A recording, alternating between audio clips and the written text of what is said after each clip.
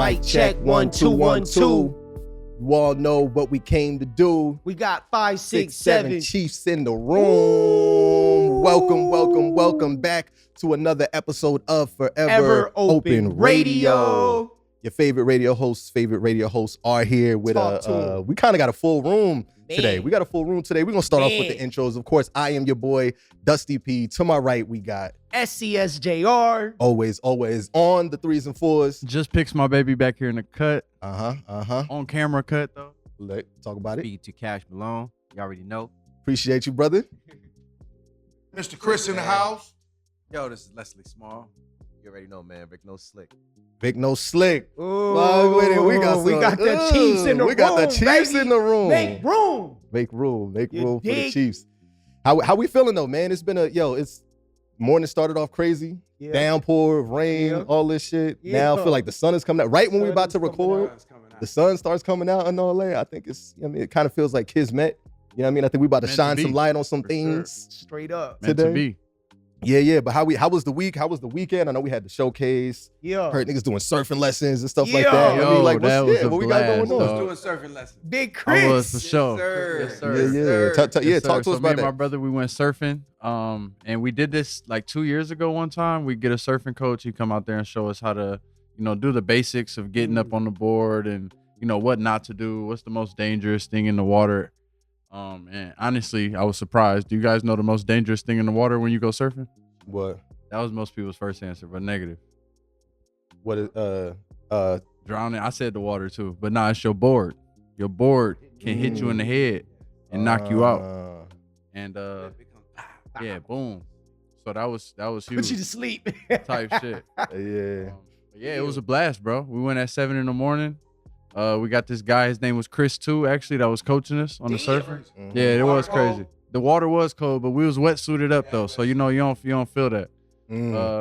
But surfing is hard, bro. It's not as easy as people make it look. Not at all. Not even close. I shot a commercial with a surfing commercial for Master P back in the day. And Master P. When he had No Limit Records. And yeah, He put me in surfing a doll. was a trip. Master P had a doll.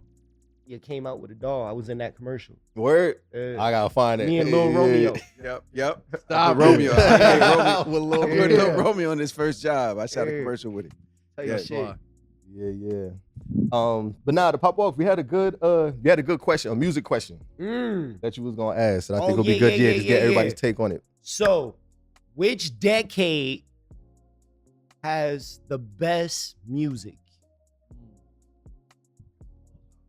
All genres. Which decade has the best music? Who wanna pop it off? Who got it? I only got a few got it? decades under Oh, my well, belt. no, I'm gonna go with the late '60s and into the '70s when we're dealing with men that was, associated with our true struggle, and instead of complaining about it, they started to unleash that ain't no lacking in they macking. The Temprees, the Delphonics, the Dramatics. You know what I mean? Everything that they was talking about had a true meaning to it. It was like salve on the wound. You know what I'm saying? If you got sad, they pick you up. If you went too high, they pull you back down. All lyrical. And the beat still stands to this day. Now, throughout the course of, one decade after another, you got certain men and women that came up with the same type of lyrical magnificence along with a beautiful beat. I'm not saying that, but I'm saying by and large, the late 60s into the 70s created some of the most romantic and the most influential lyrical type of artistry that I'm still in love with it. That's how I groove, you know what I mean? Even though we still got some Luther, we got some Marvin Gaye, you know what I'm saying? We got some a lot of different artists that's made their contribution that's going to stand through the test of time. You said 70s? Late 60s and all the 70s. What you say, Unc? That's a tough one. I remember I was in a little small remote town in Beijing, outside of Beijing in China in the 90s, right? And they only had one little club, right, that you could find. And when you walk into this club, they was playing one song all night, and it was I love you when you call me Big Papa. And all the little Chinese dudes had on like dreads and shit, baggy clothes, right? Chinese and so my thing becomes a global thing. When I think about it globally, it's like in the 90s, black music really touched the globe. You know what I mean? It started to permeate the globe. You know what I mean? Where I agree that probably the most prolific era would be for me the 70s going into the 80s. But in terms of the global expression, it was in the 90s where we really started Michael started the globe thing in the early 80s, but it really, on a global level, it happened in the 90s. Wow. What would you say, bro? I like the 90s as well, man. Speaking like to the mic. the 90s, just a bunch of music legends. And I feel like that's when music transitioned to like a whole nother era. Like it staged away from like the record era and more electronic, spread more worldwide, I would say. So I like the 90s. I like the 90s. You just think back and you could just, like remember all the hits from like Tupac, Biggie, you could go on and on, LL Cool J, then just the list goes on. So it's hard to argue against, but 90s. What you say, Pat? I'll go for the 2000s, bro. Come on, bro. The Okay. 2000s. Get Rich Doctrine, Dr. Dre, bro. Okay. Early Lil Wayne, bro. Going into 2000, bro. Everything about our era, bro. I mean, I love all facets of music, but I understand. I agree with everybody's point. The 70s is what introduced that vibrant sound technology-wise, and then the 80s amplified it. 90s was more so a freedom of expression, and that exploded in the 90s, and that's where you saw so much expression from the hip hop culture and how much it embodies us today. But 2000s just took it to a whole nother level, and then when 50 Cent hit the scene, blew everything up. Like, me and my cousin, we from New York, so we idolized 50 Cent to this point. You know what I mean? So, but today now we're seeing production and DJs and producers really showcase their skills, and I think today's fashion where there's a lot of different hands into the artistry that makes a finalized project. And I think music today it's not just credited to one person. I feel like it's a team effort. A lot of people put their hands into it, and I feel like that's the case today. For sure. You say, Big Chris? Definitely second to 2000s. I don't have a lot of decades under my belt, so I can't speak for the older times. But the 2000s for me was when I was starting to like really get into music, and so that was like imprinting in my mind what music was. So I'm listening to all kind of rap like Lil Wayne, Chingy, like when he was lit, man, like that kind of stuff. Like it was just like it had you up and jumping and and it was good R&B back then too, though. It was all Neo, like everybody was going crazy. So I think the 2000s was it. Yeah. And that's when that's when they started music videos. Oh yeah, music videos was crazy in that. Yeah, at that time you had the Missy Elliott's and Bus and all that doing. I think if we're talking, so like hip hop is my main genre. I think for hip hop, I'll say from like 2004 to like 2014. I feel like for me it was like the golden era. Yeah, like that's my 10 years of hip hop. I'm also from the East Coast, so like Dipset. I was heavy on the Dipset, D Block, all that. That's when I was like really first started falling in love like with hip hop, and so these were the artists that you know what I mean, like I was invested in. But like overall in like all genres, I think I would say the 90s. And I think it's funny because I think the 90s was taking a piece of like all the eras that we're talking about, the 60s, 70s, 80s, and like repurposing it. But like sample music and samples, especially in R&B and hip hop, is always something that I thought like they just did such a good job of capturing the magic that was happening in the 60s through the 80s. And then turning it into something new, but was like relatable, especially for me growing up as a kid. I'm like, I can understand this. This is my language, but like still feeling that like retro, feeling my pops played jazz, and it was like, grew up around a bunch of old souls. So like, I feel like the 90s music just like hit a little different for me. Yeah. And I think I'm sorry. I think you made a really good point how like rap just takes a piece of everything and bundle it all into one. Especially like when you break up samples and it's like you're taking one sound and you're creating a completely different thing. And you're giving off a whole different message, and it gives some nostalgia with the music though. Also, like going back, like even a lot of songs today, and you like, yo, why does it sound so familiar? Why does it feel so good? And you're like, this sample came from the 70s. You know what I mean? And then back then, all that music was about love, unity. You know what I'm saying? Motown, all that stuff. Marvin Gaye. You can play Marvin Gaye in any decade. You know what I mean? Yeah. So That's going on. Hey, but one of the things you gotta remember is that in the late 70s, early 80s, imagery of black men had went way down. Like you either had to be blind to be a star or a little short, like, dwarf or something, or you had to wear fluffy clothes, you know what I mean? Like, and so black men was looking in the neighborhood saying like, that don't represent us, right? So that's where hip hop on the West Coast comes out of, right? It comes out of like reestablishing your manhood, which is the mantra of the 70s, right? And R&B, right? It was this whole thing, man. Yeah, you can't keep, letting Prince come around here with his butt out and stuff and thinking that's representing us. That ain't, you know what I mean? So hip hop was this sort of call to manhood, you know what I mean? And that's why by the time you get to the 90s, it's its on and popping. It's like, fuck the police, all of that, right? It was like, you know what I mean? So to me, that's why it was so impactful, because it was coming from this idea that young brothers was like, yo, man, the images y'all showing of us ain't really, That's not us. we're not cracking like that. Yeah. You know what I mean? Yeah. So I would say 90s for sure.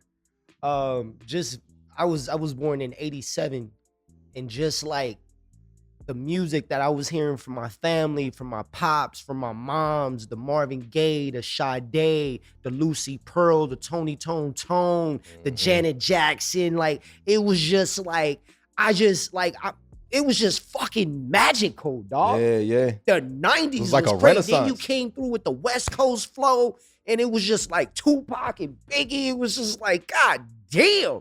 It was just like, yo, like 90s was cracking. Yeah. You know what I'm saying? Sade alone, bro. Yeah, right. And stuff that still Sade stands alone. What? I'm a big Right. Sade fan. What? Whatever Yo. created Sade? Yeah, whatever created Sade. Bro, there is a guy. Definitely. Yeah, There is a guy. a guy. You know He is a breed. Sade exists. Like, Sade, and you don't see her outside of her being on stage. Yeah, what's going Facts. on? She's like a true artist. yep. What does she do? You It's know, only the like, bro. What else does she do? Bro, Yeah. Sade? She can walk on water. No Yeah. doubt.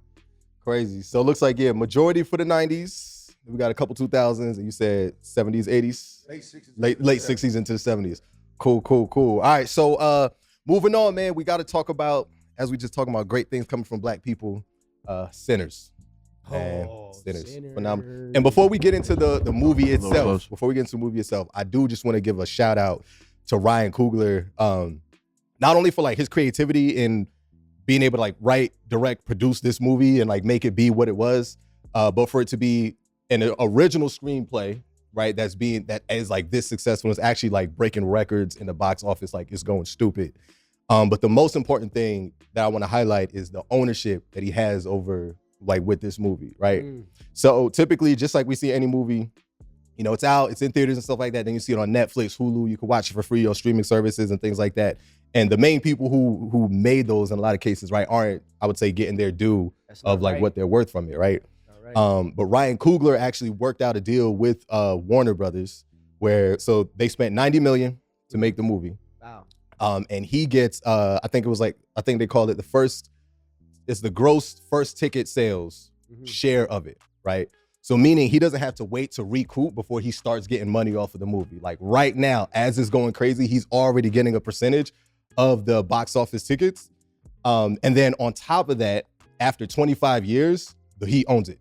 Warner, it's not Warner's, it's his movie, and it only goes where he wants it. And that shit don't make sense. What do you mean 25 years? So to add light to that, if you think about when he did Panthers, right? Black Panthers, and it makes $1 billion, right? He was an employee, right? And so, he doesn't own that IP. He might make what we think is a lot of money, but when you think about a movie making $1 billion and another one coming back and still being up in that thing, and he's not a part of that economically, that's a problem. You see what I'm saying? Yeah. And so now you come along and you say, okay, what is a gross deal, right? Most of your big white Hollywood cats get gross deals, and that means from $1 you start getting paid, right? And those deals are like almost unheard of. You know what I mean? And so when you talk to a lot of guys right now, I remember back in the day, I used to re-edit movies to play on television.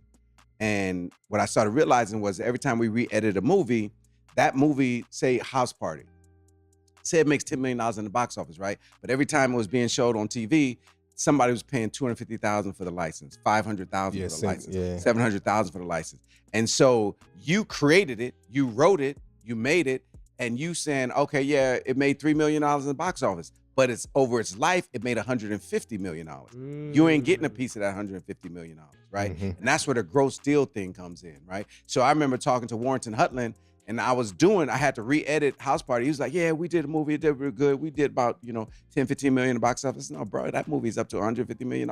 He started crying. Because he wasn't getting none of that $150 million. And they wrote, produced, directed that movie. Because it's the secondary life of it. I was gonna say, so it's essentially a different movie. Every time you see one of once these movies, somebody paid a big check. Yeah. You know what I mean? For that movie to be seen. And so Ryan he's in a great position now because by having that gross participation, there's only been a few people to get it. You know what I mean? I have a project that I got gross participation on, and to this day, that was 15 years ago. I still every year make more than on that gross participation deal than I do on anything that I make. You know what I mean? Period. And that was only 3 points. Yeah. Right. That was 3 gross participation points. So if he's got a gross deal, and the 25 years that's what they call the distribution cycle, meaning that when you make a project, and people need to know this, right? And you spend your hard time, your money, you go out there, you get it made, and you put it to a distributor, right? That distributor takes the rights for 22 years, right? And now you can't get your movie back for 22 years. And if they're not doing nothing with it, if it's not making money, there's nothing you can do about it.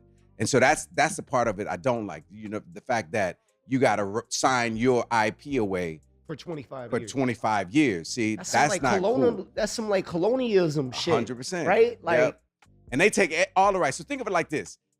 Chris got a movie. You got a movie. You got a movie. I come to y'all and I'm like, as a distributor, I got my movie, right? And so I say, you're going to distribute. He says, yeah, okay. So now he packages my movie with this movie, this movie, and this movie. And then he goes to a studio and says, okay, you got to take all 4. Studio says, I don't want 4. I just want Leslie's movie, right? Well, but if you don't take all 4, you can't get it. See, you can't make no decisions. You can't get out there and hustle your product. You can't get out there and be like, yo, what are you doing? Why am I, I got this place over here that wants it. Nah. They got to take my whole package, right? So that kills a lot of black films because people don't really understand that business is not about you. It's about a collective, and you become just part of a collective. So with this gross deal, though, at least in this 25-year cycle, as all these other things and money's being made off it, he's getting a cut of it. Yeah, and the luck of the draw is he made a great movie. You see what I'm saying? And so people are going to want to see it. So every time a check is cut, he's getting a piece of that check. Yeah, period. No matter what. Yeah. You were gonna and I was just gonna double down on what you said. Like the fact that it's getting so much success and admiration and for being an original film written and directed. Like, when you're really into the film industry and you understand the film industry, that's a lot, man. You know what I mean? Like that salute to that, for real. He's doing his thing. But I want to get into like the subliminal messaging. Yeah. That's what I was gonna say. Right. No. Ask your question. Go ahead. Get into subliminal. What did you guys think the movie was about? Like, what was the theme of the movie? Because I have my takes, but I want to see what you guys, what your opinions were. I'm the mic. You guys ever seen the movie like Get Out? And Us, Them? I feel like it has that vibe. Like it's just the inner message of just like education. Like because. How often do you see movies where you see people actually picking cotton? Last time you seen that was Roots, or like, you go so far back. So like we spoke earlier, like, I don't know, Caucasian people, right? In the movie theater, you can see some scenes, they're super awkward. They like, oh, that's what's going on, or that's what happened. Like, you know what I mean? And then like, it's just like they felt out of place in some scenes. So I just feel like, like the message is just to like educate, like the difference, music, like the culture, try to not really bring them in because they are outside, but just understand that, we are the same, but, you guys stripping something away from us, And then like with the music and with the ownership, it's like owning your masters. Okay? Like, you just want to get control over what's yours. That's just the message I see. That. And I think to go a little bit deeper into that point, for me, it was like the idea of that that only happens when you let them actually invite them in to the culture, right? Because the whole thing is they're vampires. And that's the vampire trope. The lore of a vampire is they can't come into your space unless you invite them. Invite them in. But we're seeing these examples of like of like once you do let the vampires in, like the chaos or the mess that comes with it, right? If you think about the scene when we like first see the villain and it's like the indigenous people, like the native tribe. Right. Native, and they come and they're like, hey, we're like looking for somebody. He's not what he seems. If you already let him in, like it's too late. But like if you could let us know, like but we're they trying to help. Stop them, And if you think about the natives, they are the first people to come get they came, just took over their land. You know what I mean, with smiles on their faces. And then. Right. So I think that's what I was getting. Wow, that's the segue. He's you not say that again. I said it's the Shannon Sharpe syndrome. You let the vampires in, you lose your career. They suck your blood. You know what I'm saying? It's parasitic. Yo, that's crazy. Hey, yo. You actually seen how hesitant they were to like even listen to the Native Americans. Like they were just looking at them like, because if you paid attention, you could see the Ku Klux Klan outfit in the background of the thing, and they noticed. So they were like reluctant on not even, they just let this random white guy in that just looked like he was up to no good. Anyway, he's on fire, so it got to be something. He was on fire. Something was like burning. Right? Yeah, he was literally like fell from the just he just appeared, knocked on your door, like let me in, and it's just she reaped the repercussions of that. As soon as she closed the door, you see what happened next. Facts. Yeah. I thought the movie was about the power of oppression through music. Because if you really look at like who was the main character, was Sammy, the young boy. He picked up his guitar, and you can see it focused on his talent of music and how he was able to unify and bring everybody together in this one spot. Of these two twin brothers that were trying to open up a saloon, of what it may have been, and just bring people together, bring good vibes. Even with this situation with, I don't want to say anything about the movie, it'd be a spoiler. But if you look at the metaphors and subliminal messaging, obviously the vampires, right? Like we made a point that vampires can't come in unless you let them in, and then you can even see the patterns today, how a lot of people's mindsets and ideologies and their tendencies, habits come from music.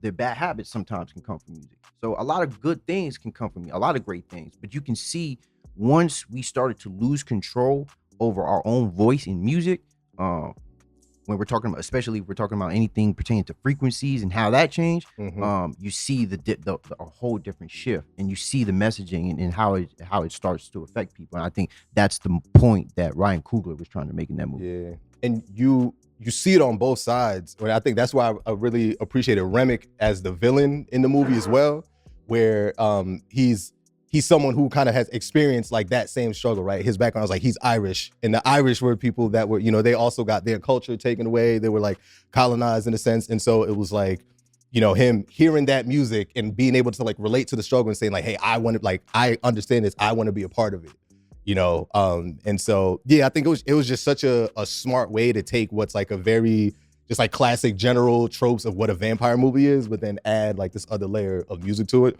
Or of meaning to it. And I think Michael B. Jordan, I've always thought, like, I enjoy Michael B. Jordan's like movies, Fruitvale Station, Creed, Black Panther. I thought he was good.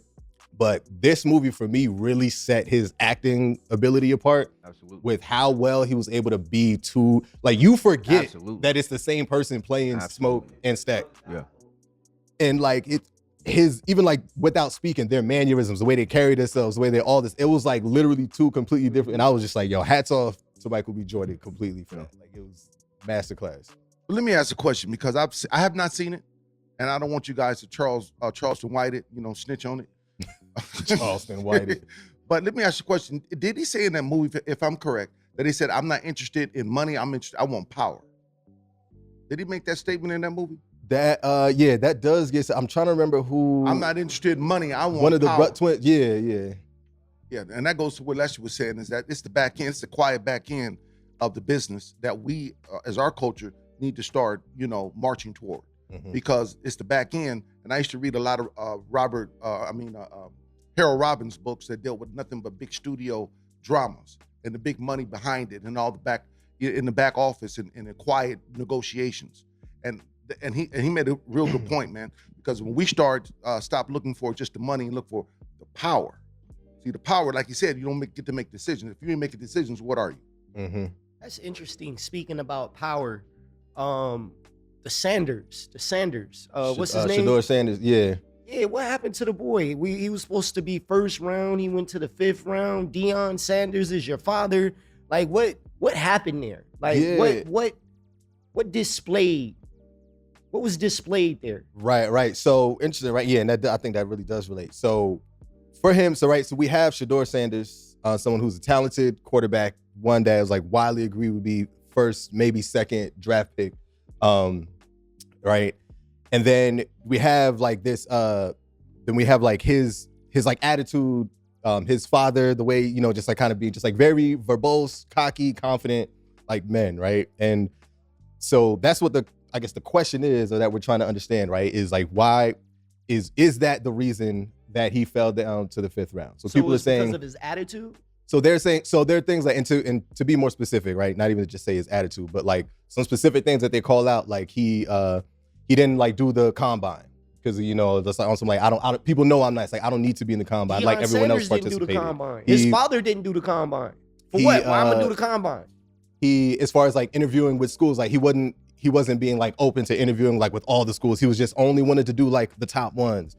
They look at like when he's on the field, the way he'll like talk shit to the to the other teams or stuff that they may consider like not sportsman. Like he's like he got his AP on his wrist on the field and he's flashing at the crowd. He got like diamonds his on. He's just like being right. Yeah, very much so. I think that's all bullshit. Excuse all me, bullshit. straight up. Because if you think of these white boys that come out of college, right?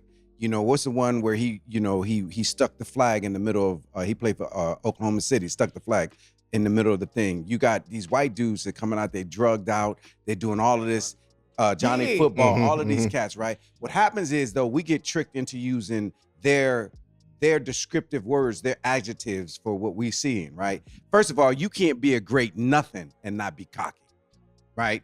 You can't be a great nobody. I don't care what area it is. I'm talking about as a scientist, as a football player. You can't be great at nothing and not have the idea that you're the best. I used to sit back and listen to cats say to me, I might not be the best, but there ain't no better, right? That was their perspective. You know what I mean?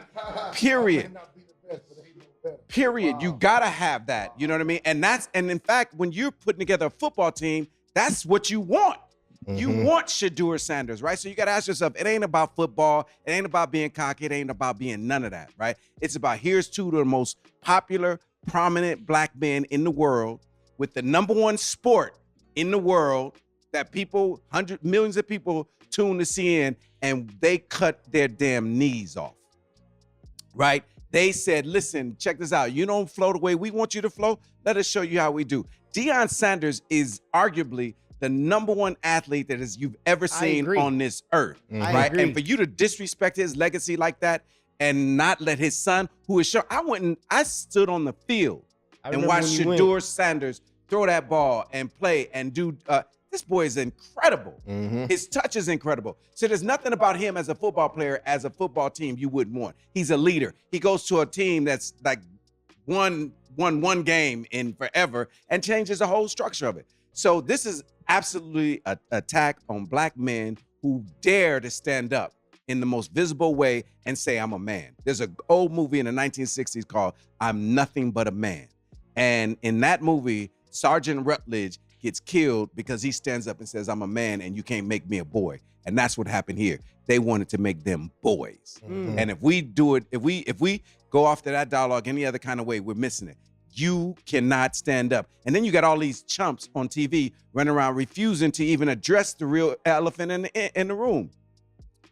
Deion Sanders is a legendary icon, right? And his son, what happened to the Peyton Manning and Eli Manning coming out of in that family? You can see family line after family line after family line where they don't have none of these problems. But then you take a guy who has shown he's good, right? Who has done what he's done. And you say, well, what's the real issue? It ain't none of that stuff about his attitude. It's about you guys. We're going to show you who's got power. That's what we've been talking about. You got no power. You got no power. You can't make no decision. Yeah, and Let's talk about the. Go ahead. And my thing about it is with Shadeur, because I watched all of Colorado last year. Shadeur, all this stuff about him not being a great quarterback is straight BS. Like he's a great quarterback. He played as one of the best quarterbacks in college football last year. being at an organization in Colorado that wasn't even competitive 3 years ago. Deion Sanders and Shadeur Sanders and Travis Hunter flipped that whole organization upside down. It made it relevant in the past year or two. The thing about it is with college football, though, because, college football, they have like a relationship with NFL coaches. That's how they get their scouts. They, evaluate people and whatnot. The college quarterbacks, the college head coaches, they were jealous of Deion because he was getting the transfers. He was getting the scouts. He was getting the best players because people wanted to come to Deion because Deion has such a vibrant personality. Like, if you meet Deion, just by watching a Deion interview, how can you even hate this guy? You know what I'm saying? Like, he's generally a nice guy. I've never seen him really disrespect anybody. He's always smiling. He's always cracking jokes. And not to mention, he's an accomplished man. You know what I'm saying? He's an accomplished black man. You know what I mean? And then he's putting his sons through school. Now he's creating another generation for them to be successful. But then going into the NFL section, right? Because I wanted Shadeur to go to the New York Giants, man. Like, I'm a Giants fan. I really wanted him to go to the New York Giants. Yeah. I was pissed about this, bro.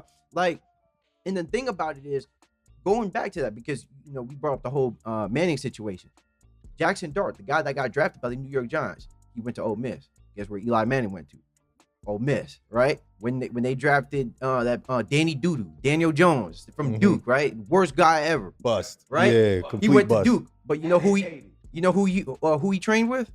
The Mannings, right? So the New York Giants, especially the New York Giants, have like this hardened culture, like within their franchise and their organization, where they're just unable to change the chapter into something new. But I mean, Shadeur Sanders, I think he's going to be an outstanding quarterback. There's no doubt about it.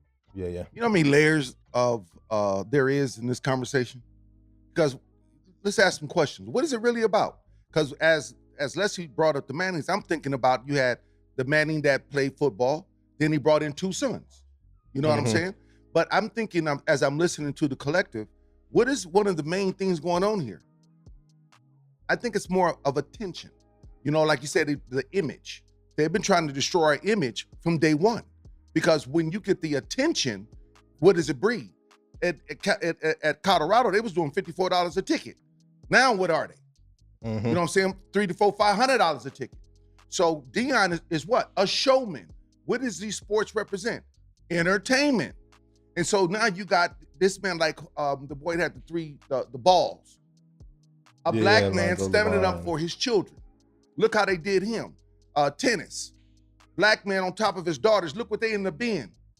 And I think, I don't know if it was Leslie, somebody said that,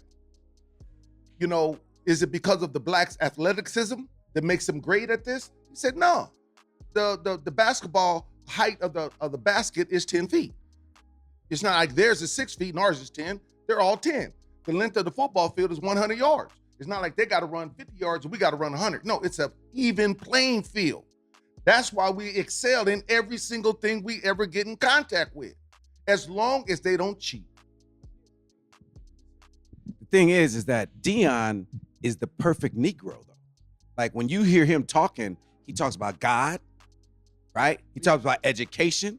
He talks about his kids coming to that school. They got to get their grades, right? He talks about family. Everything that you say in a black person, and when I say Negro, I use that historically, right? That was the term. When you had to be a good Negro in America, you had to have, Christianity at your base. You had to be a family man. You had to take care of your kids, right? You had to promote them. And the whole thing. He's doing everything they're saying you're supposed to do. So why do you rebel against it, right? Because it ain't about that, right? It's not about that at all. Even if you are perfectly the image that they want you to be, unless you are bowing down to the way they want you to do it, it's a wrap.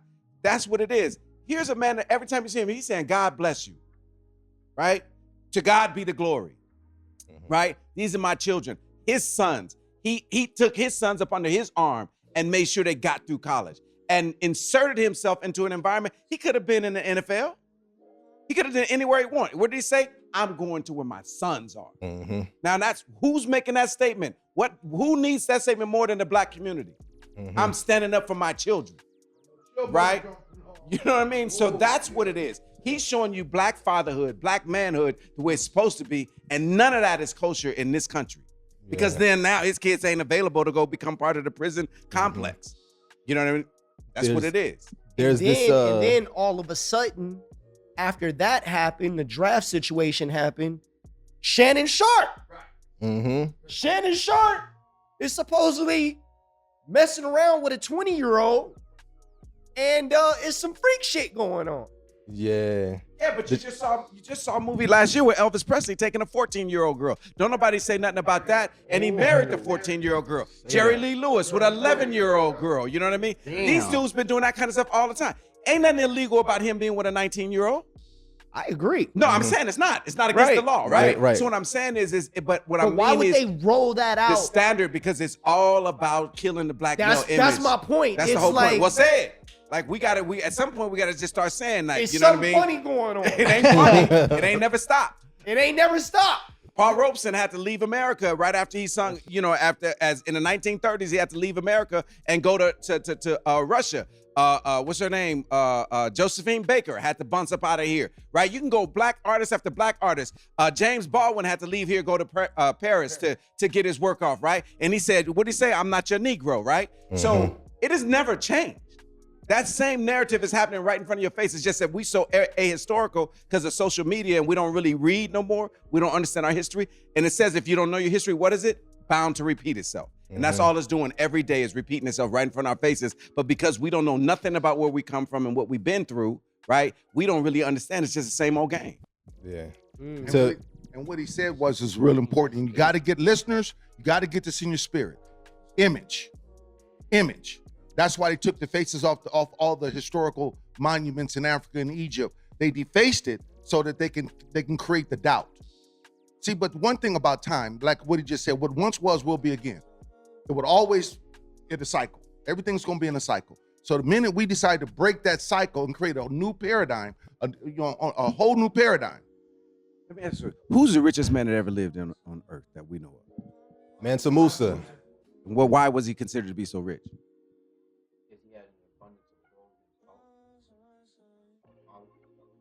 You know why he was considered to be so rich?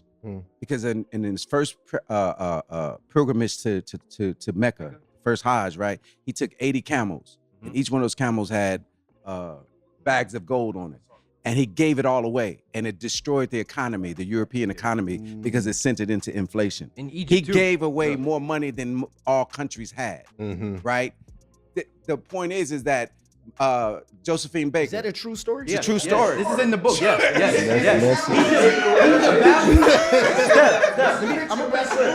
He's the value. He had a white thing over his head, Yes. and he had a train of camels behind him. Nobody didn't try robbing him? bro.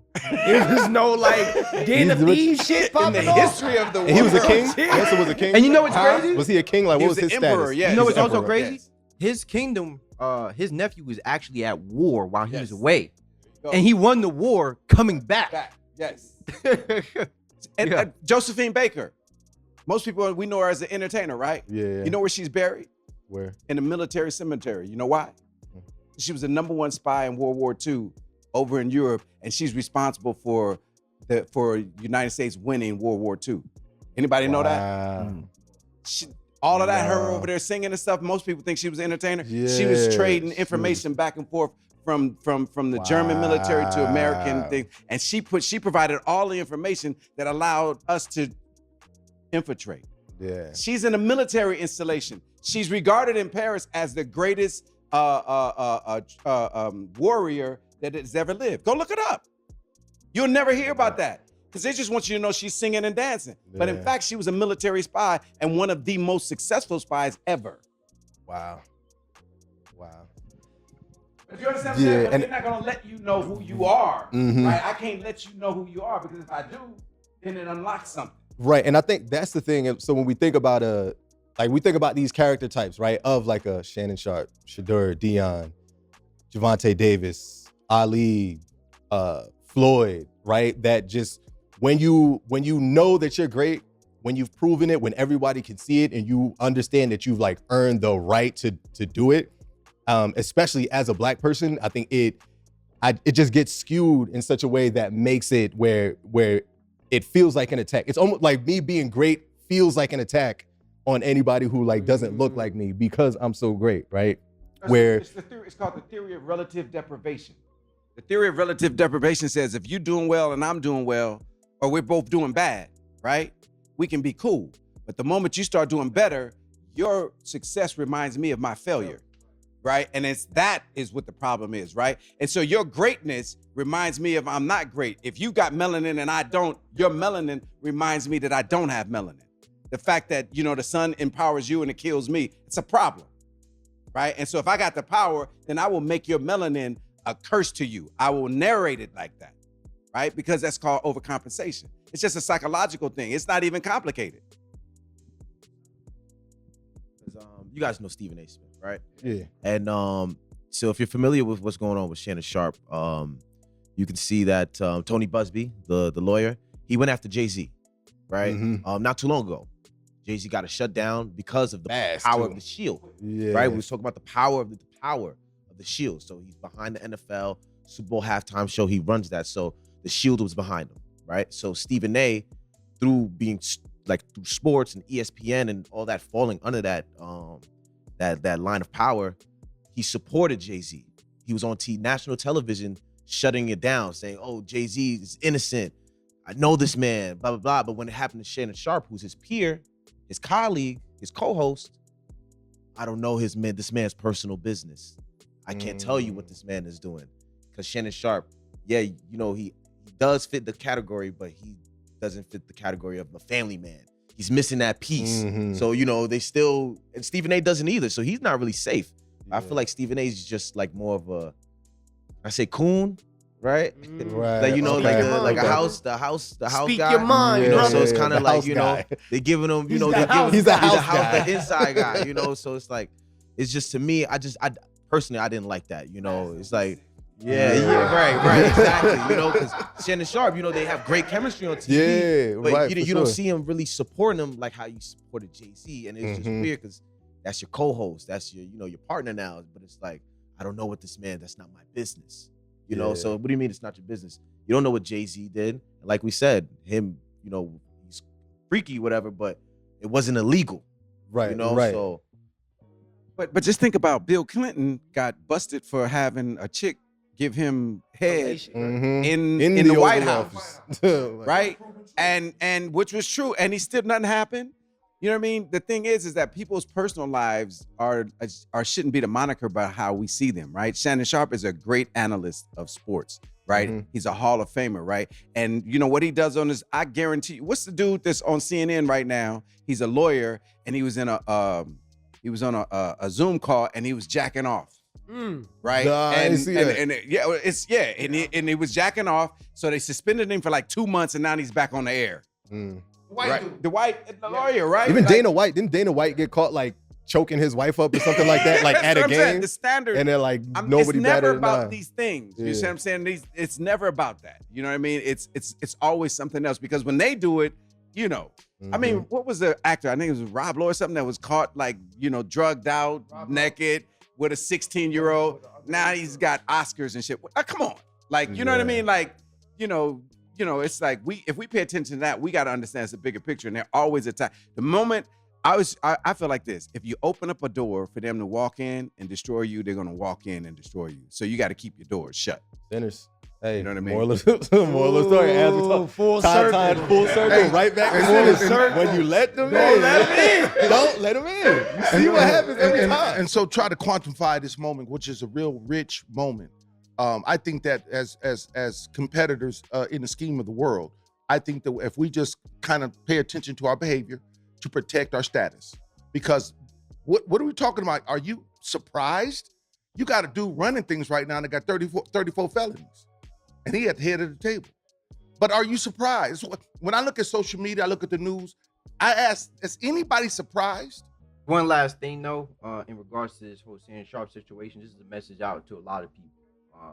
Law 5 of the 48 Laws of Power. Guard your reputation. That sums up behavior. Yeah. Guard your reputation. Guard your reputation.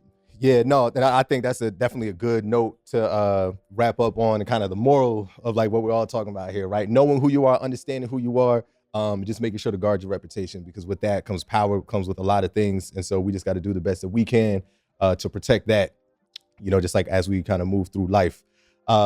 I appreciate y'all for sticking around for another episode of Forever Open Radio. Forever Open Radio. Yes, sir. Yes, sir. You already know what we need you to do. Apple and Spotify, go ahead and give us 5 stars. Drop us a review. And on the YouTube, especially, subscribe, like this video, drop a comment, and make sure you turn those post notifications on so you know every time we release new content.